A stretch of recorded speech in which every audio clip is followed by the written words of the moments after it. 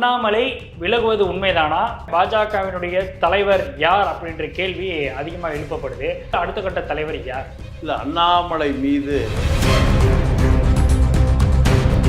தமிழ்நாட்டில் பிஜேபிக்கு ஒரு தளத்தை உருவாக்கு, அதிமுகவை கூட்டணி வைத்து கபலீகரம் பண்ணு, அதிமுகவை பிஜேபி ஆக்கிரு, அதிமுக பிஜேபி இணைப்புல பாதி பேரை கழட்டிட்டு வந்துரு. மோடி மிக பொறுமையாக சொன்னதை அண்ணாமலை காதலியே வாங்க. இப்ப மோடி என்ன பண்றாரு? அந்த பையனை போய் சொல்லிட்டாரு, ராஜினாமா கடிதம் வாங்கி அனுப்பிச்சிரு. சொல்லிட்டாரு. ஆமா, அதை தாண்டி அதிமுக கூட அலைன்ஸ் வச்சிருந்தா கூட நீங்க சொல்றது மாதிரி 20 சீட்டை வாங்கியிருக்கிறதுக்கான வாய்ப்பு இருக்கா? இல்ல, குறைந்தபட்சம் அண்ணாமலை என்கின்ற இளைஞன், இதுதான் பிஜேபி தலைமைக்கு கோபம். இப்போ அடுத்த தலைவர் ரேஸில் நீங்கள் கேட்டி ராகவன் இருக்காரு, வானதி சீனிவாசன், நயினார் நாகேந்திரன், இப்படி இருக்காங்க. இவர்கள் தான் முன்னணி. 100% திமுகவுக்கு எதிராக அரசியல் பண்ணுவதற்கும், அதிமுகவை அணைத்துக் கொள்வதற்கும், 26ல் அதிமுகவோடு கூட்டணி வைப்பதற்கும் இணக்கமான நபர் யாரு? அதிமுக பிஜேபியோடு இருந்தா அத்தனை சிறுபான்மை வாக்குகளும் கம்யூனிஸ்ட் வாக்குகளும் இது அவர்கள் கணக்காக முக்கோண அரசியல். தமிழ்நாட்டில் முக்கோண அரசியல். இதில் யார் ஜெயிக்க போறான்? திமுக கூட்டணிக்குள்ள ஒரு பதட்டம் இருக்கு. அந்த பதட்டம் எடப்பாடிக்கு ஒரு பெரிய லாபம். நீங்க திருநாக்கரசு அவருடைய வேலை செஞ்சுட்டே இருக்காரு. எப்படி காங்கிரஸ் கூட்டணி இப்போ உடைச்சிடணும்யா? உடைக்காம நான் தூங்க மாட்டேன். அதனால அமைச்சரவையில் பங்கு கேட்கிறாங்களோ? 25 சீட்டு நீங்கள் எடுத்துக்கங்க. நீங்கள் இந்த பக்கம் வாங்க. இந்த வந்தீங்கன்னா சிறுபான்மை மக்கள் ஓட்டு பிரிஞ்சிடும். 25 சீட்டு உங்களுக்கு கிடைக்கும். திமுக பேரம் பேசிட்டு இருக்க வேண்டாம். திருநாவுக்கரசு மூலம் இந்த தகவலை ராகுலுடைய கவனத்துக்கு கொண்டு சென்றவர் எடப்பாடி. அதற்கு பிறகுதான் செல்வ பிறந்தவருடைய ஸ்டேட்மெண்ட்ல மாற ஆரம்பிச்சு. மீண்டும் எடப்பாடி பிஜேபி கூட்டணி என்பது நினைத்து பார்க்க முடியாது. எந்த தலைவர் வந்தாலும் சரி, எடப்பாடி தெளிவாக தெரிகிற ஒரே இலக்கு 2026 தான். அதனால இந்த கூட்டணி சேருவதற்கு வாய்ப்பே இல்லை. பாஜகவினுடைய இந்த கணக்கு அப்படிங்கிறது எடப்பாடி பழனிசாமி அவர்கள்ட்ட செல்லாது அப்படின்னு நினைக்கிறீங்களா? 100% செல்லாது. ஏன்னா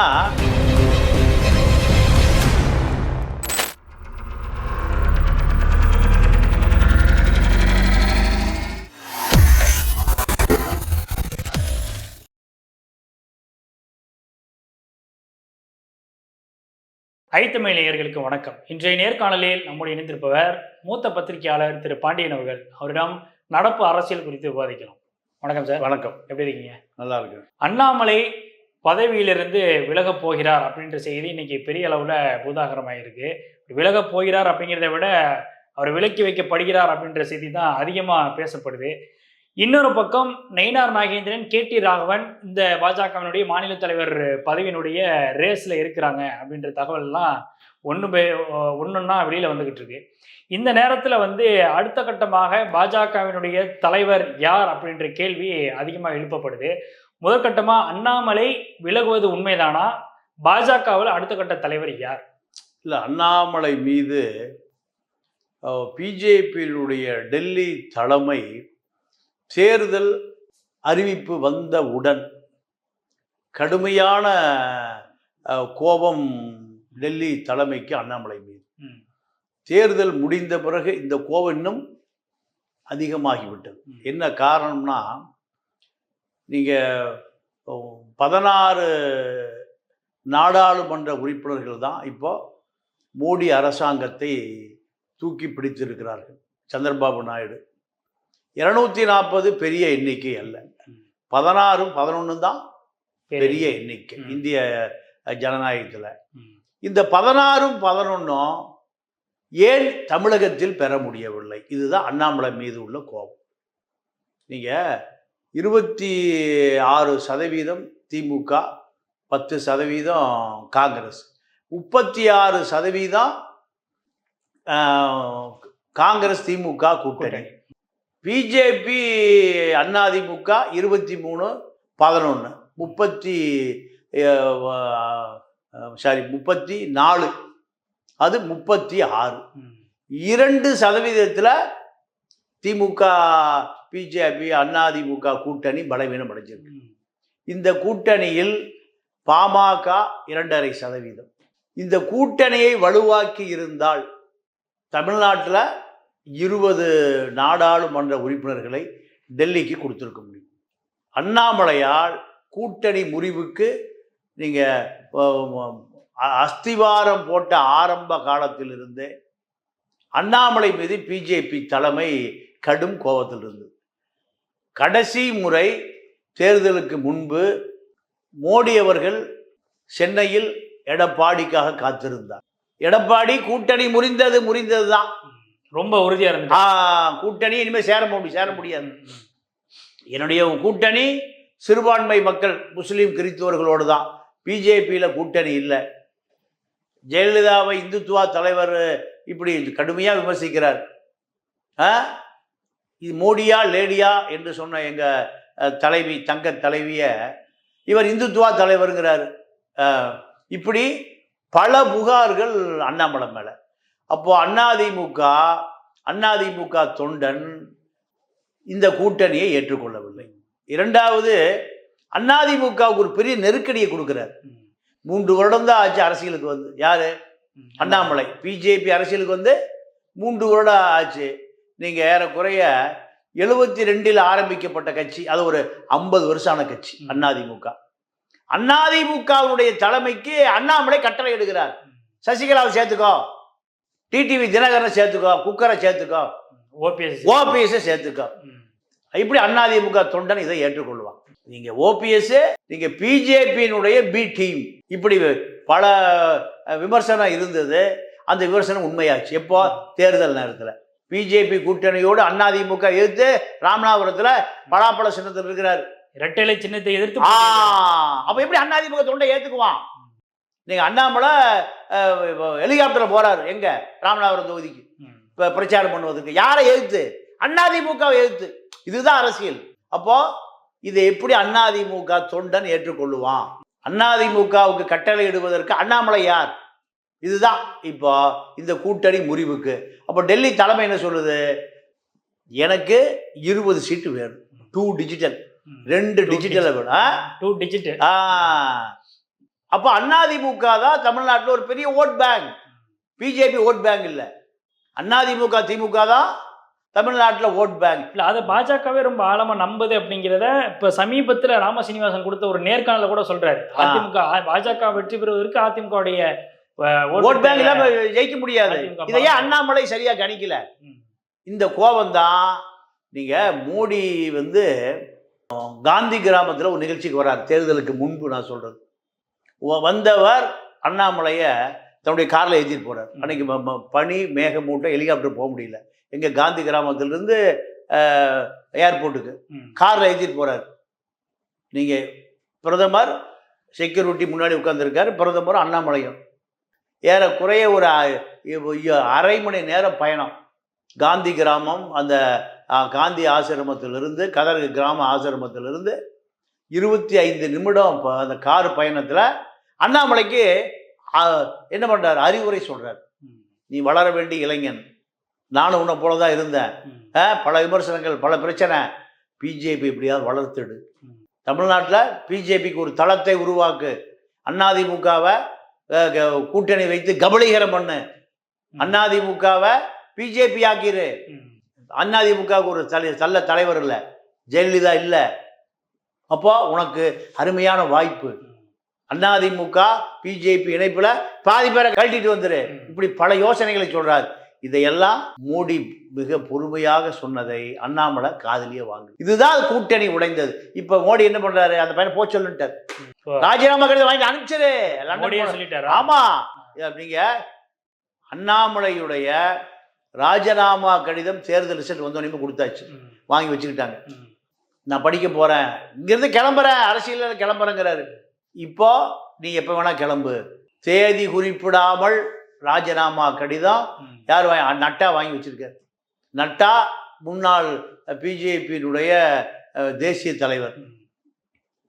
அண்ணாமலைக்கும் அமித்ஷாவுக்கும் 7ஆம் பொருத்தம், மோடிக்கு 7ஆம் பொருத்தம். ஏன் 20 சீட்டை கோட்டை விட்ட? இப்போ PL சந்தோஷ் சொல்றாரு, நல்ல இளைஞன், இழந்துட வேண்டாம், நல்ல எதிர்காலம் இருக்கு, அரசியல் பண்ணுவான், திமுகவுக்கு சிம்ம சொப்பனம், பைல்ஸ் 1 பைல்ஸ் 2 பைல்ஸ் 3 பல பைல்ஸை விடுவார். DMK files.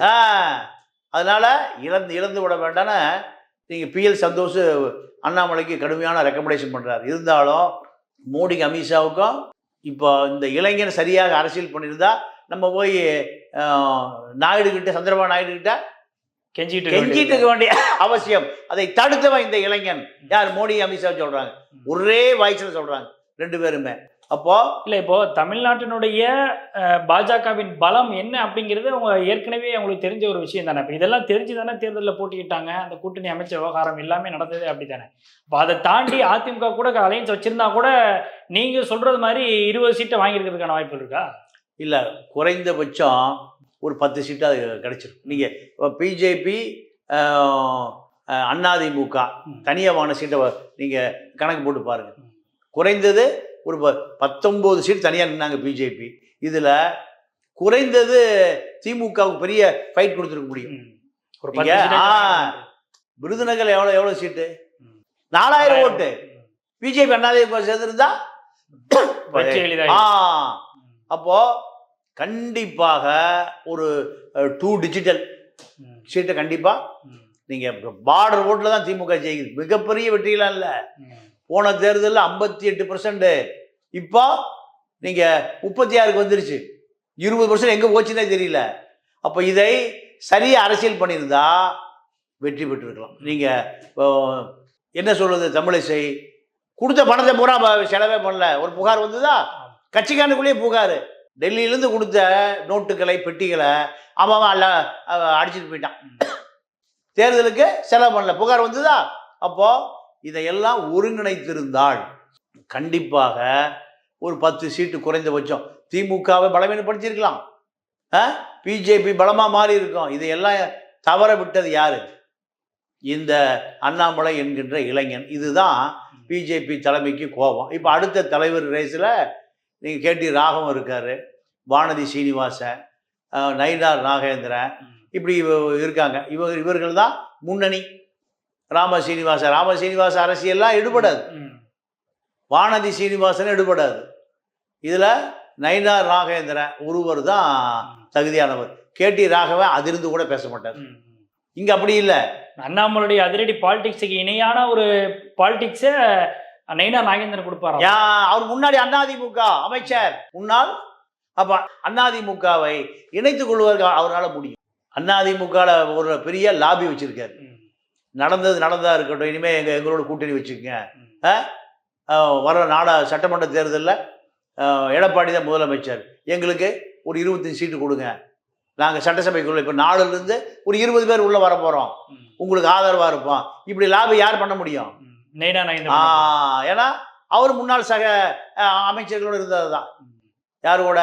நீங்கள் கேபி முனுசாமி கூட, எடப்பாடி கூட, ஜெயக்குமார் கூட, இப்படி அதே போல் உதயகுமார், இப்படி ஒரு லாபியார் வச்சிருக்காரு நத்த விஸ்வநாதன். இதை அவர் முக்குளத்தூர் லாபியும் பண்ண முடியும், கொங்கு வேளாளர் லாபியும் பண்ண முடியும். இப்படி பல லாபி பண்ணக்கூடியவர். ரெண்டாவது கேட்டீங்கன்னா ஒரு அதிரடி அரசியலும் பண்ணுவார் அவர். இதை வானதிட்ட எதிர்பார்க்க முடியாது, கேடி ராகவனுடைய எதிர்பார்க்க முடியாது. 2 பேர் தான் பெரிய ரேஸில் இருக்காங்க. ஆனால் இப்போ அண்ணாமலையை பொறுத்த வரைக்கும் அண்ணாமலை ஆட்டத்திலே இல்லை. ஆட்டத்திலே இல்லை. என்ன காரணம் கேட்டிங்கன்னா, இப்போ கொங்கு பெல்ட்லேருந்து பிஜேபிக்கு பெரிய மரியாதை கொடுக்கப்பட்டிருக்கு. யார்? நீங்கள் அண்ணாமலை கொங்கு பெல்ட்டு. இப்போ மகாராஷ்டிரா ஆளுநர் அவர் கொங்கு பெல்ட்டு, வானதி கொங்கு பெல்ட்டு, எல்லாமே இப்போ பெரிய பதவியில் இருக்கு. அதனால் மீண்டும் கொங்கு பெல்ட்டுக்கு வாய்ப்பு இல்லை. அதனால் இப்போ எங்கள் கட்சி வீக்காக இருக்குது? தமிழ்நாட்டுடைய தென்பகுதி தான் அதிமுக வீக்காக இருக்குது. அங்கே அதிமுக வீக்காக இருக்கக்கூடிய தமிழ்நாட்டுடைய தென்பகுதியில் முக்குளத்தூர் தலைவரை போட்டால் அத்தனை முக்குளத்தூரும் பிஜேபி அரசியலுக்கு ஈர்த்து விடலாம்னு பிஜேபி தலைமை ஒரு கணக்கு போடுது. அதனால் 100% திமுகவுக்கு எதிராக அரசியல் பண்ணுவதற்கும் அதிமுகவை அணைத்துக் கொள்வதற்கும் 26ல் அதிமுகவோட கூட்டணி வைப்பதற்கும் இணக்கமான நபர் யாரு? நயினார் நாகேந்திரன். இதுதான் டெல்லியினுடைய கணக்கு, ஆர்எஸ்எஸ்னுடைய கணக்கு, பிஜேபியினுடைய தலைமையினுடைய கணக்கு, ஆர்எஸ்எஸ் கணக்கு, இப்படி பல கணக்கு. ஏன்னா தமிழ்நாட்டை பொறுத்த வரைக்கும் அரசியல் என்பது சமூக ரீதியான அரசியலை மாறி போகுது. கொங்கு பெல்ட் பூரா அதிமுக அப்படியே முழுசா வருதுன்னா என்ன காரணம்? தங்கமணி, வேலுமணி, எடப்பாடி சமூகம். தமிழ்நாட்டினுடைய தென்பகுதி முக்குளத்தூர் அரசியலுக்கு செல்லூர் ராஜு, நத்த விஸ்வநாதன், உதயகுமார், இப்படி முக்குளத்தூர் அரசியல். இப்படி தமிழ்நாட்டினுடைய வடக்கு பகுதியில் வன்னியர் அரசியல், தலித் அரசியல். அதனால பிஜேபிக்கு நயினார் நாகேந்திரன் மாநில தலைவர் என்பது தவிர்க்க முடியாத முடிவாக ஏறக்குறைய தேர்தல் முடிந்த பிறகே இந்த முடிவுக்கு ஆர்எஸ்எஸ் தலைமை வந்துருச்சு. அதனாலதான் தேதி குறிப்பிடாமல் அண்ணாமலையிடம் ராஜினாமா கடிதம் வாங்கப்பட்டிருக்கு. இல்லை, இந்த விவகாரத்தில் வந்து அதிமுகவுடைய கூட்டணி கணக்கை வச்சு தான் இந்த பிளான்லாம் டெல்லி பிளான் பண்ணுது அப்படின்னு சொல்றீங்க. ஆனால் அதிமுகவுடைய ஸ்டேட்மெண்ட் அப்படிங்கிறது பாஜக கூட கூட்டணி இல்லை அப்படின்றத ரொம்ப தெளிவாகவே சொன்னாங்க. அதே நேரத்தில் 2026 வந்து நாங்கள் கூட்டணி வைக்க மாட்டோம் அப்படின்றத ஒரு ஸ்டேட்மெண்ட்டாகவே எடப்பாடி பழனிசாமி சொன்னார். இப்போ இதையும் தாண்டி, ஏன்னா முக்கியமாக பாராளுமன்ற தேர்தலில் வந்து அதிமுக கணக்கு போட்டதே முக்கியமாக 2026 தேர்தலில் நம்ம வந்து அதிமுக வெல்லணும், எடப்பாடி பழனிசாமி அவர்கள் முதல்வர் ஆகணும் அப்படின்ற ஒரு கணக்கு அடிப்படையில் தான் அந்த கணக்கு போட்டாங்க. இப்போ மீண்டும் பாஜகவில் கூட்டணி வைக்கிறாங்க அப்படின்ற பட்சத்தில் அதுக்கான வாய்ப்புகள் அப்படிங்கிறது ரொம்ப குறைய ஆரம்பிக்கும். திமுகவுடைய கை எங்க ஓங்க ஆரம்பிச்சிருங்க. எடப்பாடியுடைய கணக்கு பிஜேபியோடு ஒட்டும் வேண்டாம், உறவு வேண்டாங்க அவருடைய கணக்கு. பிஜேபியோட கணக்கு அங்க கட்சி வளர்க்கணும், அரசியல் வளர்க்கணும்னா அதிமுக சேர்ந்துக்குன்னு பிஜேபி கணக்கு. திமுக என்ன நினைக்குது? அதிமுக பிஜேபியோடு இருந்தா அத்தனை சிறுபான்மை வாக்குகளும் கம்யூனிஸ்ட் வாக்குகளும் திமுக, இது அவர்கள் கணக்காக முக்கோண அரசியல். தமிழ்நாட்டில் முக்கோண அரசியல். இதுல யார் ஜெயிக்க போறான், இது வியூகம் எப்படி, யார் வெல்ல போறாங்க, இதுதான் அரசியல்ல வெற்றி நிலை. அரசியலை பொறுத்த வரைக்கும் எடப்பாடி 26ல் பிஜேபியோடு கூட்டணி வைத்தால் இந்த கூட்டணியை உடைக்க முடியாது. எந்த கூட்டணியை? திமுக கூட்டணியை உடைக்க முடியாது. அப்போ எடப்பாடியுடைய பார்வை மிக தெளிவான பார்வை. 26ல் தான் முதலமைச்சர் நாற்காலிக்கு போகணும்னா திமுக கூட்டணியை உடைக்கணும். திமுக கூட்டணி உடைக்கணும்னா பிஜேபியோட சேரக்கூடாது, நம்ம கூட்டணி இருக்கக்கூடாது. அது அவரு கணக்கு. அதை எப்ப கணக்கு? ஏற்கனவே காங்கிரஸ், கம்யூனிஸ்ட், விசிகா கூட இவர் பேச்சுவார்த்தை ரகசியமா நடக்குது அப்படின்ற மாதிரி தகவல் வருது. உண்மை அதுதான். நீங்க இது எப்போ போன நாடாளுமன்ற தேர்தலையே டெல்லிக்கு அனுப்பிட்டாரு. 25 சீட் நீங்க எடுத்துக்கங்க, நீங்க இந்த பக்கம் வாங்க, இந்த வந்தீங்கன்னா சிறுபான்மை மக்கள் ஓட்டு பிரிஞ்சிடும். 25 சீட்டு உங்களுக்கு கிடைக்கும். 9 சீட்டு 10 சீட்டுக்கு நீங்க திமுக பேரம் பேசிட்டு இருக்க வேண்டாம். திருநாவுக்கரசு மூலம் இந்த தகவலை ராகுலுடைய கவனத்துக்கு கொண்டு சென்றவர் எடப்பாடி. செலவை நான் பார்த்துக்கிறேன் ஒன்று. இப்படி அதற்கு பிறகுதான் செல்வ பெருந்தகையுடைய ஸ்டேட்மெண்ட்ல மாற ஆரம்பிச்சா. செல்வ பெருந்தகை நீங்க திருநாவுக்கரசுக்கு சீட்டே இல்லையே. முதலமைச்சர் ஸ்டாலினுடைய கோபம் தான் இந்த கூட்டணியை உள்ள இருந்தே உடைக்கிறீங்களா? இந்த அதிமுகவுடைய பி டீமா திருநாவுக்கரசு முன்னாள் அதிமுக அமைச்சர் அவரு. நீங்க அந்த அதிமுக பாசம் இருக்கா உங்களுக்கு? அதனால அவர் சீட்டை இல்லாம செய்தது திமுக. என்ன காரணம்? இந்த கூட்டணியை உடைத்ததுக்கான அச்சாரம் போட்டதுனாலதான். இப்போ அதே வேலையை தொடர்ந்து செய்யறாரு. அதே வேலையை திருநாவுக்கரசு 2026 தேர்தலில் காங்கிரஸை கொண்டு வந்து நான் அதிமுக சேர்க்கிறேன், அதுதான் என்னுடைய லட்சியம். இப்போ எடப்பாடி தரப்பு என்ன சொல்லிட்டாங்கன்னா 150 சீட்டு எனக்கு கொடுத்துருக்கேன், 80 சீட்டை நீங்க வச்சுக்க. எவ்வளவு? 80 சீட்டு. ஆமா, அதாவது மொத்தம் 234, 34, 84 நீங்க வச்சுக்க. நீங்களே கூட்டணி முடிவு பண்ணிக்க.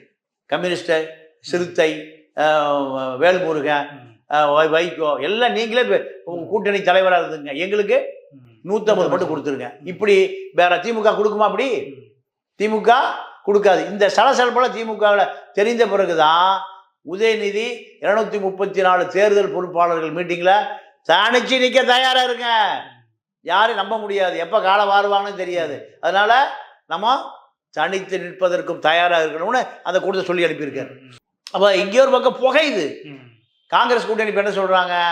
ஆட்சி அதிகாரம் எல்லாம் பங்கு வேணுங்க, அமைச்சரவையில பங்கு வேணும், ஆட்சி அதிகாரம் அமைச்சரவை எல்லாம் பங்கு வேணும். இப்ப டெல்லியில முதலமைச்சர் தரப்பு டிஆர் பாலு போய் நீங்க ராகுலை பார்த்து கொஞ்சம் அடக்கி வாசிங்க, திமுக கூட்டணியிலிருந்து வெளியே வரணும், ஆளாளு கருத்து சொல்லாதீங்க. அதனாலதான் அறிக்கை போனிச்சு, காங்கிரஸ் தலைமையில இருந்து அறிக்கை கேட்டிருந்தாங்க. ஆமா, இப்போ இவர் மேலே கார்த்திக் சிதம்பரத்து மேலே நடவடிக்கை எடுக்கணும்னு ஒரு கும்பல் கிளம்பி வருது எங்கள் சிவகங்கையிலிருந்து. இதெல்லாம் திமுக பின்னணி.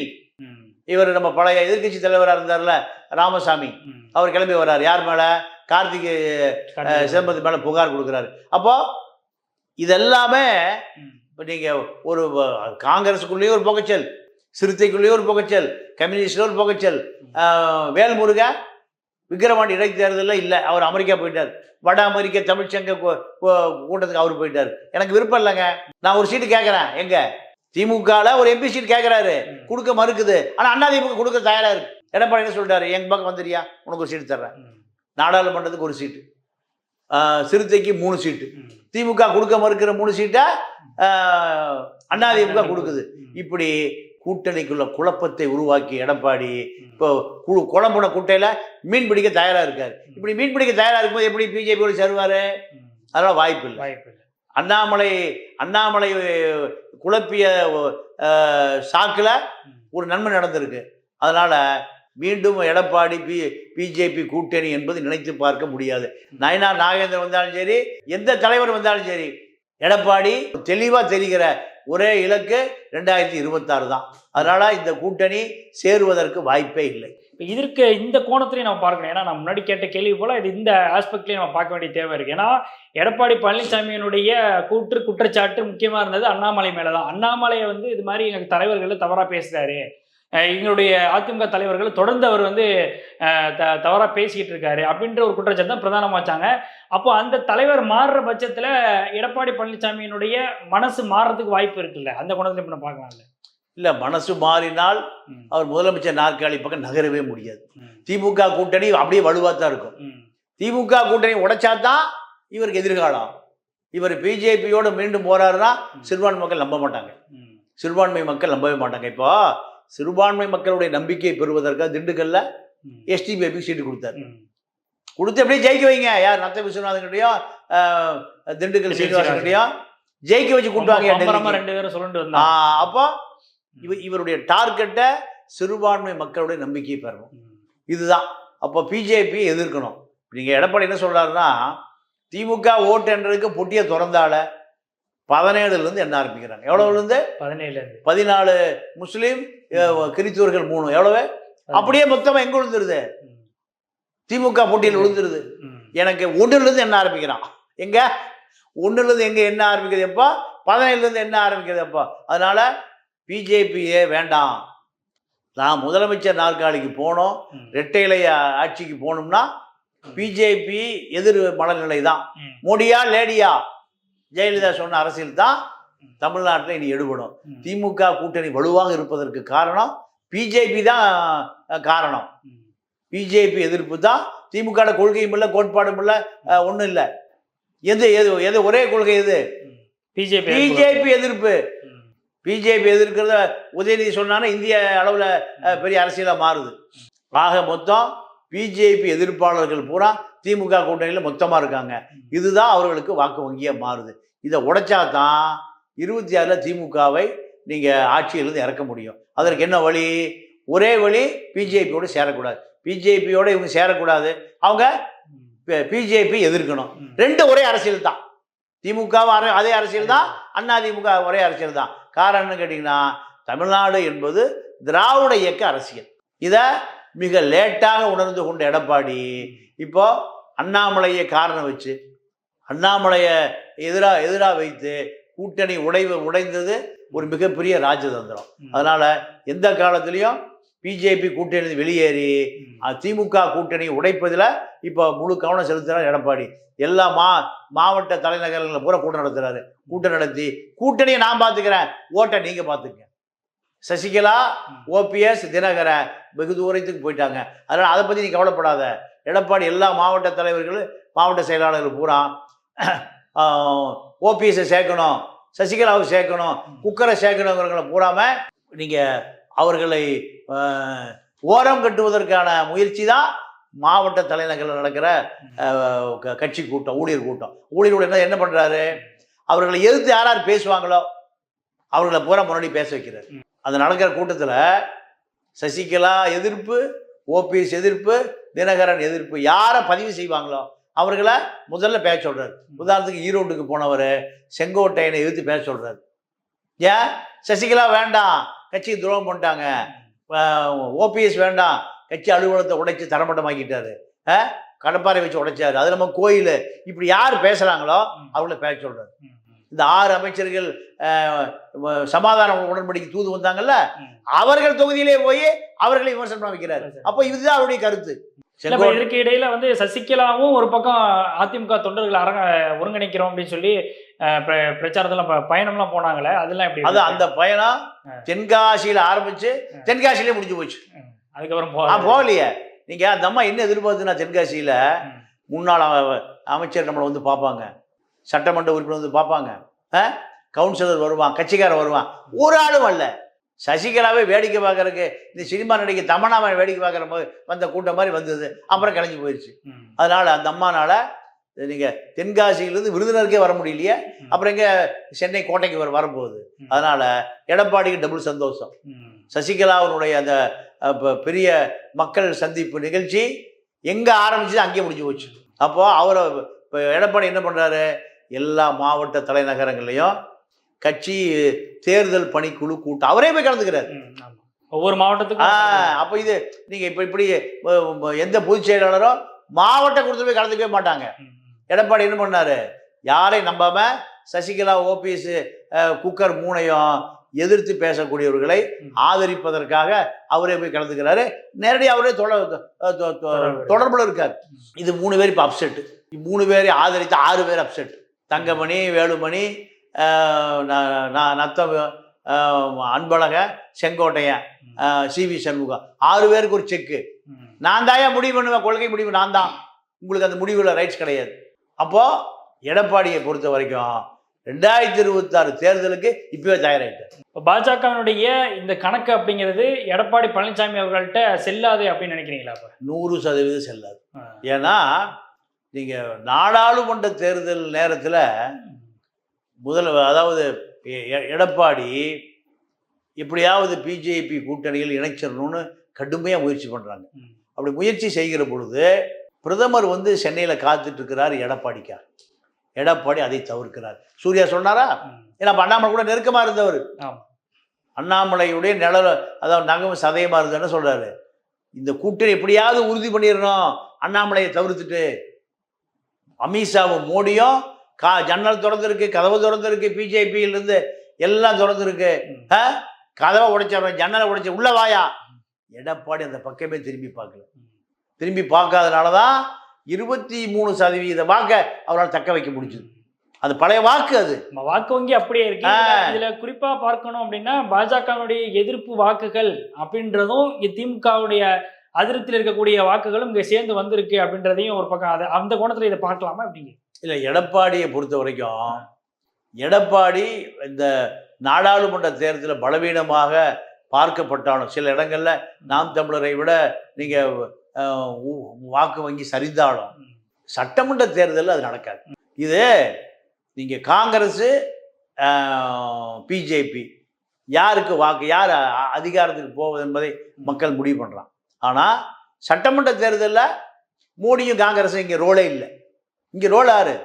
திமுக, அதிமுக தான். திமுக கூட்டணி எத்தனை கூட்டணி இருக்கு, அதிமுக எத்தனை கூட்டணி இருக்கு, இதுதான் ரோடு. அப்போ